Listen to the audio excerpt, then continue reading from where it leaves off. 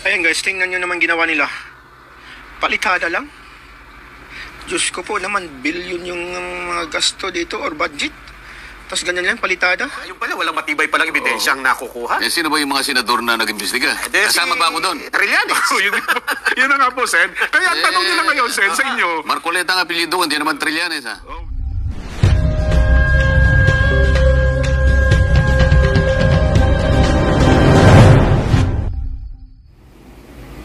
So ito na mga kababayan natin. Ayan, trending ito ngayon. Trending itong pagkumpuni nila itong flood control. Kung tingnan nyo naman, pati lupa pinapalitadahan na. Biruin nyo naman yan. Ang laki-laki ng ginastos dito sa flood control na yan. Tapos ganyan lang. Tingnan nyo, pinapalitadahan yung lupa. Wala man ng kabakal-bakal. Wala. Anong pinapalitadahan dito? Yung mga gamot ng kahoy o gamot ng mga kung anong klaseng mga gamot yan. Ayan pinapalitadahan na po nila. Kaya dito nagagalit si Senador Rodante Marcoleta, mga kababayan natin. At saka pati daw yung DA, yun na nga ata siguro yung mga kontraktor dito. Kababayan natin, tingnan natin play natin yung video ni Kuya. Grabe na naman to. Ang lupit nito pinalitadahan. Mismong ang lupa yung pinalitadahan. Ang laki-laking ginastos. Ayan, tuloy na, play natin yung video niya, mga kababayan. Ayan guys, tingnan nyo naman ginawa nila. Palitada lang. Diyos ko po naman, billion yung mga gasto dito or budget. Tapos ganyan lang, palitada. Anong klaseng... Ayan, nakita nyo yan pinalitadahan yung lupa. Wala namang kabakal-bakal. Walang kung ano man. Tingnan nyo. Paano titibay yan kung ganyan man lang na pinapalitadahan nyo yung lupa? Madadala talaga yan ng tubig. Ay naku naman itong mga kontraktor na ito at saka pati itong paggawa nyo ng flood control. Paano yan nangyayari? Naku, sa sobra na yan nilang takot, mga kababayan. Itong mga kontraktor ito, sa sobra nilang takot, ni-repair nila kaagad. Flood control na yan Tingnan nyo. Pinapalitadahan lang. Diyos ko po naman. Ayan Naku, pinalitadahan yung lupa. Ayun, may mga heavy equipment pa doon Pero ang pinalitadahan, lupa. Wala namang kabakal-bakal. Kahit saan ka magtitingin dyan, walang bakal. Paano yan? Kaya guguho at guguho yan. Kasi wala pong katibay-tibay ang ginagawa nila. Ayan, flood control. Ayan, pakinggan natin itong kay Senador Marcoleta, mga kababayan natin. Papanagutin mo lahat ngayon. Sino ang kontraktor? Bakit pinayagan ng DE? Yung mga project engineers nasaan? Yung mga project managers nasaan? Hindi ba? Ayun. At saka, gaya na ng tuklasan ng... Baka yung DE, kontraktor na rin po, Senador. Kaya ganon, pinapayagan nila. Kasi pati sila, kontraktor na rin po dyan sa flood control project na yan. Pangulo, Sen, na iniulat, completed, nakapagbayad. As in, totally ghost. Kaya ang pinitataka nila, paano nakapagbayad? Paano na-aprobahan ng tauhan ng COA? Hindi lamang yan. Alam mo yung mas malalim dyan. Ang kontraktor mismo, yung district engineer. Yun! So, ang kontraktor mismo, yung district engineer. Yun po yung sinabi ni Senador Marcoleta. Parang yun po yung katotohanan Kasi tingnan nyo naman, lupa, pinalitadahan. Paano kakapit yung simento doon? Lupa yung pinapalitadahan nyo. So, tingnan mo district engineer ang kontraktor. Sabi, may sariling kumpanya po siya, gano'n? Hindi, hihiram siya ng hihiram siya ng lisensya. Okay. Kaya isa sa 15 dyan, nagamit. Okay? Kaya magtuturuan na yan tingnan mo. DE ka, alam niya second engineering district. Opo. Sabihin na natin, ex-province. Yan, yung enterprising na district engineer. Kung nyari ikaw dyan, ikaw si Legacy. Si Legacy. Si Nelson naman, si St. Timothy. Ayan, Pahiram mo pahiram mo. Okay, bakit mo pahiram? Kunyari si Nelson, ano ka na? Legacy. Legacy. Ako na lang yung kerante. Hindi. Legacy ka. Legacy. Ikaw si St. Timothy. Okay. Sabi ni Nelson, pahiram ko dahil unang-una, kahit hindi ako nagtatrabaho, parang naipakikita ko, nagtatrabaho ako. Kasi may kinala... At saka may kita siya doon. Naman yan Marirecord. sa pagre-renew ng aking lisensya. Yes. Kasi kapag wala akong nagawang mga trabaho May project sa loob ka. ng isang taon, maaaring makancel ang aking lisensya. Kaya ma-downgrade. Sa mga dito, hindi na nga ako nagtatrabaho, Kumikita pa. kikita pa ako ng 5% Wow. Royalty fee. Walang oo. pagod. Tama. Yes po. Ngayon, sa dami ngayon ng pagpapahiram ko, dahil masipag magpahiram itong si Nelson. Ano ka na, legacy? Pinamamalengke niya. Oo, ito. Pinamamalengke. Eh di, naparami niya ngayon yung yung pagpapahiram. Opo. Palagay mo na pahiram mo ng 10 beses. Nako. Oh. Pagka nag-a-apply ka ngayon, i-upgrade mo lisensya mo sa Philippine Contractors Accreditation Board. Yung pick-up, yes po. Oh. Isipin mo, category B, naging quadruple A. Oo. Sa dami ng nagawa sa niya. dami Pero ng- sa Yun. totoo lang, wala Walang siyang ginagawa. ginawa. Papel lang pala pinahiram. Wala siyang ginagawa, pero siya yung nakikinabang. Papel lang ang pinahiram. Ayun. Actually, hardware lang yung negosyo. Pero babasahin Lang mo pala yung yung negosyo eh. pananagutan mo at saka yung kabawalan sa'yo. Pagka nakuha mo yung lisensya, merong kang merong kang pagsisikapang gawin at merong kabawalan doon. Oo. Isa yun sa pagpapahiram, hindi pwede. Bawal? Yun. Bawal! Pero practice lang sana. Practice Bakit naman. ba? Bawal naman talaga ipapahiram. Sarili mo yan. Bakit mo ipapahiram? Para marami kang makukuhang project. At marami kang maipapakita na ito po yung nagagawa mo kahit wala ka naman talagang ginagawa. Pagka pinapractice ba, okay na.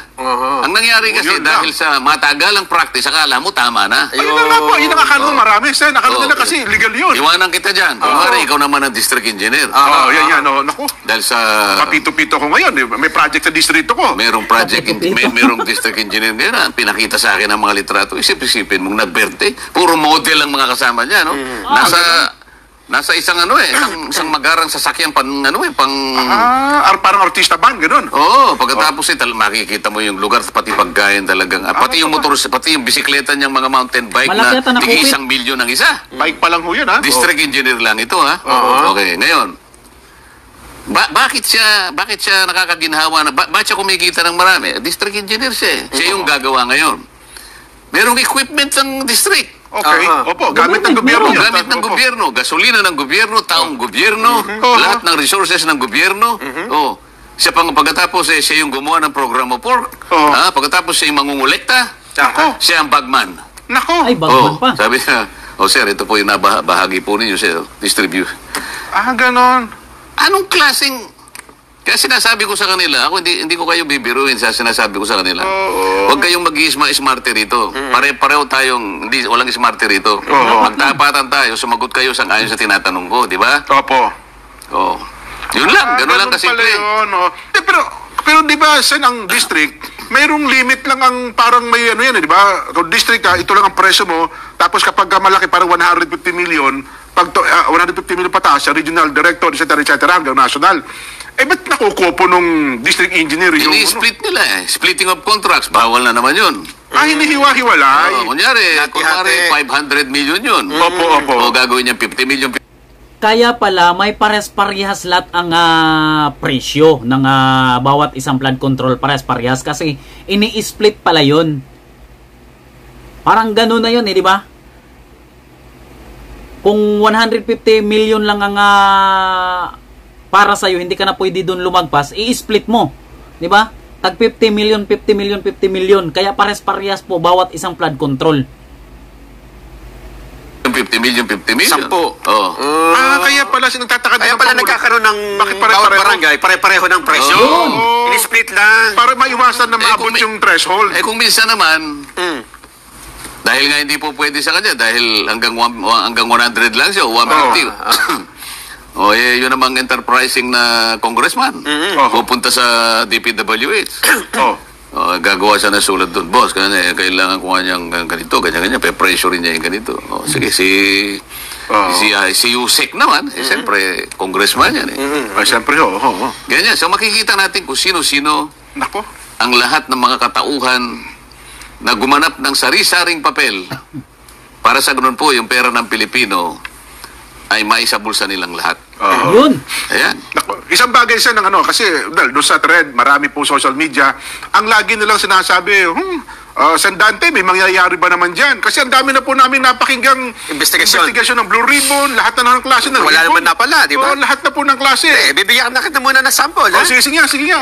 Alam mo po ba, Sen, kami naman, alam naming sa kaming taong bayan na mayroon pong mapapala dyan kasi iba naman yung noon, iba din ngayon. Hindi naman yan si Marcolita po yan, mga kababayan natin. Alam natin, ako malaking tiwala ko dyan kay Senador Marcolita na mayroon po talagang mananagot dyan kasi hindi yan pa lamya-lamya si Marcolita. Kung ano yung itatanong sa'yo, kailangan mong sasagutin. Jen, natatandaan mo yung Senate investigation sa Makati na yung parking? Senate parking? Yes. Ang tagal nilang hiniring ni na Senador Trillanes yan? Nako, Na yan ay may 2.2 billion? nasira ang political career ng mga bilay dyan, yes. Dahil siya tatakbong ano nun eh. Yes, Presidente mataas na rating eh. At dahil sa inaraw-araw sila, bagsak ngayon si Binay. Yes. Kinasuhan siya ngayon sa Sandigan Bayan. Lumitaw na ngayon ang resulta ng Sandigan Bayan. Alam Guilty, ba? guilty. Dahil ang dami pinakitang ko ang daming matitibay na ito. Kaya guilty. Pinawalang sala po. Jojo Binay, Junjun Binay, at iba pa sa kasong malversation of public funds. May falsification of public documents pa. Ayun. Nabigo daw po ang prosecution na patunayan ang kanilang pagkakasala beyond reasonable doubt. Wala rin kahit anumang civil liability. Ang tindi nito. Ang naging problema, sabihin, naging damage lang kaya nasira ang kanyang political career niya. Nagtagumpay din yung mga kalaban niya. Ayun nga. Ano relasyon yan sa pinag-uusapan tinatanong namin ni Jensen, baka naman ganito lang rin Kasi ito, 21 hearings ito. Dinidinig at saka controversial ito. Sinubaybayan ito ng sambayan ng Pilipinos. Ayun pala, walang matibay palang ebidensyang nakukuha. Sino ba yung mga senador na nag-imbestiga? Kasama ba ako doon? Trillanes. Yun na nga po, Sen. Kaya ang tanong nila ngayon, Sen, sa inyo. Marcoleta ang apelido, hindi naman Trillanes, ha? Oo nga, bagay. Tama din naman kayo. At saka kasama nyo, Lubaw at saka Subarjan. Ayan ang sinasabi natin. At saka kasi ang construction, pagka ganyan, maraming... Marcolita naman apelido ko, hindi Trillanes. Nako, grabe naman to si Senador Marcolita. Talagang, bakit? Kasali ba ako doon? Nandun ba ako sa hearing na yon? Ibig sabihin, congressman pa lang po siya doon. Congressman pa lang ata si Senador Marcolita. Ngayon, senador na siya at siya yung chairman dyan sa Blue Ribbon Committee. Kaya alam natin talaga guys na mayroon po talagang patutunguhan itong investigasyon ni Senador Marcolita ukol dito sa issue ng flood control. Ano yun paper trail Saka may mga technical Pero yun nga po, Sen, ano ang magiging kahinatnan? Kasi kaya ang pag-imbestiga naman nila, political lang politically motivated talaga So, pinpointed nila dahil tumatakbong vice president, yung isa naman tumatakbong mayor. Ito namang iniimbestiga natin. Yung sabuatan ng mga contractors, yung DPWH, at saka yung mga politiko. Iba naman ang konteksto nito Iba ang konteksto nito. Kaya, kinakailangan maipakita natin, lalong-lalo na kung talagang mailalabas nila, na talagang meron na tayong listahan ng mga ghost projects, may admission na sila, gusto kong makita, para doon pa lang, papanagutin na natin kung sino may kasalanan. Tama. Kasi ghost ito Totoo po. Ghost ito, hindi po pwedeng walang managot dito. Yung ghost, Sen, talagang walang kano. Yung mabuti-buti pa yung substandard, at least medyo mababawi mo ng konti. Well, may nakita ang tao, pero yung talagang totally ghost, yung 55, talagang, yun, grabe, Sen. Walang kapatawaran siguro yun. Kaya nga, yun lang. Kaya yun lang makakita tayo ng mga, palagay mo, may 10 ghost projects tayong nakita. Palagay mo lang, Doon pa lamang, ay meron na tayong mailalatag Kung 10 na mga bagay-bagay para sa ganon, ay yung nasayang na pera, magkaroon naman ng kapupuntahan kung ano man. Unang-una, siyempre susuriin natin, sino-sino ba ang nasa likod ng ghost projects na yan? Kailangan, sino yung contractor, sino yung kasabwat ng mga opisyalis ng DPWH, at kung may kinalaman yung mga politiko sa likod niyan, may pananagutan po sila. At kinakailangan may mangyari na. Yan, Sen. At ang tanong pa dyan, may chance ba kahit paano, Sen, makabawi man lang ng pera sa mga yumaman dyan? Kung talagang ghost? Ito nga, halimbawa, napatunayan natin ghost. O di wala na tayong debate tungkol dyan. Yan, halimbawa, O ano ang kinakailangan dyan? Balik po ninyo yung pera sa bayan. Di ba? Pwede naman gawin yun. Kasi nagastos na namin, wala na yung pera Bakit? Wala ka naman pera para ibalik mo yun? Kung Hindi ko naman sinasabi yung perang meron ka, ibabalik mo yan. Ayun. Ibabalik mo yan. Merong mga banding companies na nag-post ng performance band yan. Ayun, insurance. Insurance. Di ba? Kung halimbawa yung COA, paano mo napirmahan niya na completed ang project? Ghost pala. Hindi ba mananagot kung sino man yung hanggang saan ang aabutan sa mga auditor na yan? Opo. Kasi pumirma kayong lahat eh. Pinatunayan ninyo, sinertify ninyo unang-una, mayroong certification of completion. Yan. Sino lahat ang opisyal ng DPWH ang pumirma niyan at pinaglulukon nyo ang taong bayan? Ikaw, may kasangkot ka pa rin, pumirma ka pa dyan, di ba? Yan. Sino ang politiko na kasangkot dyan? Kailangan dito pa lang. Dito pa lang, kung halimbawa yung mga mapatunayan na nandyan at kasama pa sa DPWS, abay, kinakailangan nyo nang tanggalin. Ayun. Outright, tanggalin nyo na without prejudice to criminal or civil or administrative prosecution. Diba? Kayo naman contractors na napakasangkapan dyan, ibalik po nyo yung pera. Tama. Ibalik po ninyo. Ayun. May babalik pa. Yun ang siguro. Hindi mo ibabalik? Kung sabihin, wala na ho eh. Aba, di kukunin ko lahat yung ano mo. Ayan. Lahat. Yung mga mamahaling sasakyan, ganun. Kukunin ko lahat yung may pag-aari mo para itapat doon sa ginawa ninyong pandililang sa tao. Pwede ba i-sheriff yun, Sen? Kunin mo mga ganun. Para nga madali tayo, kung gusto mo, ganito na lang, ha? O, hindi mo na kita ipo-prosecute, ibalik mo. Anong katapat ito?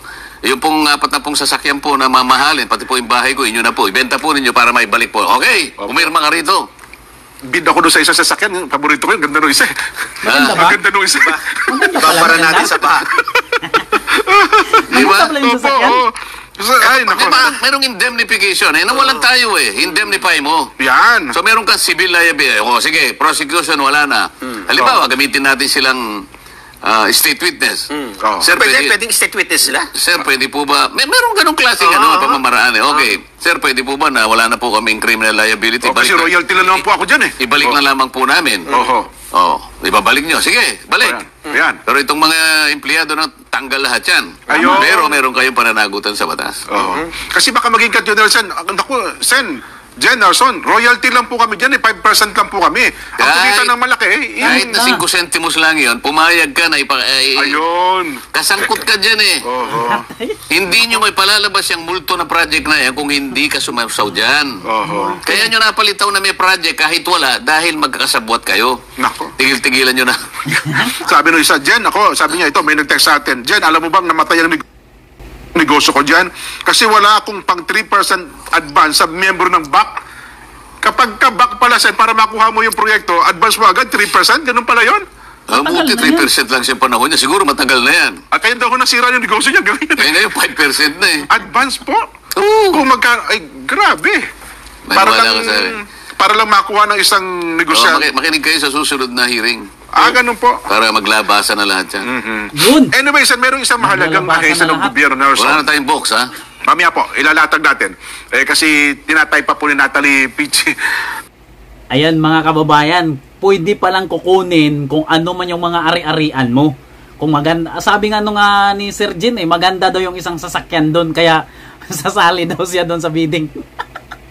So ayan, hanggang dito lang muna ang ating video mga kababayan. Maraming pong salamat sa lahat nung nag-subscribe sa ating YouTube channel, El Bigotilio, ang pagbabalik natin. Ayan, ingat po kayo palagi, magandang araw po sa inyong lahat.